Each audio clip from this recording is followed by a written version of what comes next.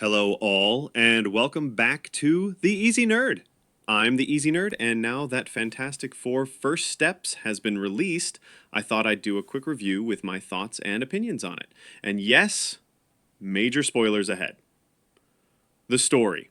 Simply put, the story is brilliant and epic. This is the Fantastic Four movie I've been waiting for since I started reading comics about 15 years ago.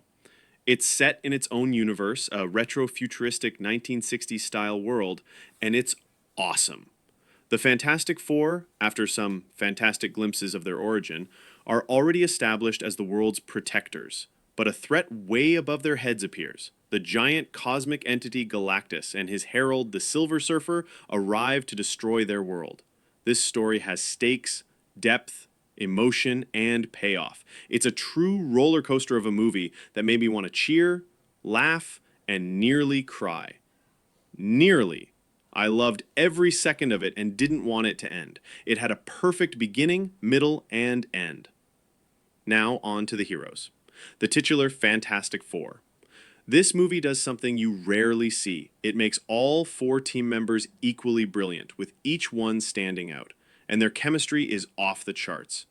Mr. Fantastic, aka Reed Richards, is brilliantly played by Pedro Pascal. He looks and feels like the Mr. Fantastic I know and love from the comics. He's the smartest man in the world, burdened by his knowledge, but also a husband, father, and friend.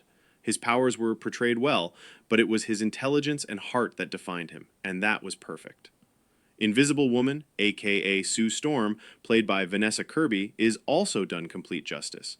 She's a strong wife, sister, friend, and eventual mother. Her powers looked awesome, and they really showed how powerful she is, especially in the final battle.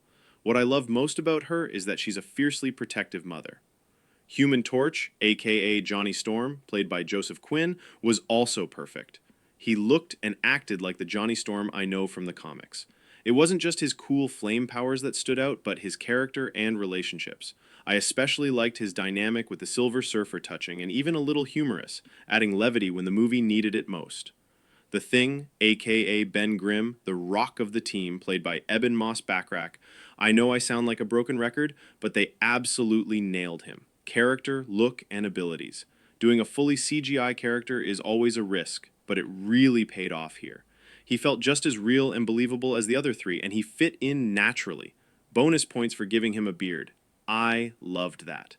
Now, the villains, Galactus, played by Ralph Ineson, is the main antagonist, a massive celestial being older than the universe itself.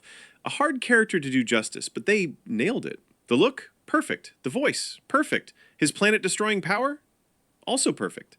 He wasn't on screen much, but his presence looms over the entire movie, and that totally worked in his favor. Silver Surfer, played by Julia Garner. Now, I'll admit I would have preferred the classic Norrin Rad, as I'm a classic comic purist, but the female Silver Surfer worked perfectly in this story. She looked amazing and had a strong character arc that suited the plot beautifully. Mole Man, the first villain the Fantastic Four ever faced in the comics, in Fantastic Four issue 1 shows up too, portrayed well by Paul Walter Hauser. He's more of a minor villain here, but he worked. As a lifelong fan, I always wanted to see the Fantastic Four fight Mole Man on the big screen, and I got it. I'm all the happier for it.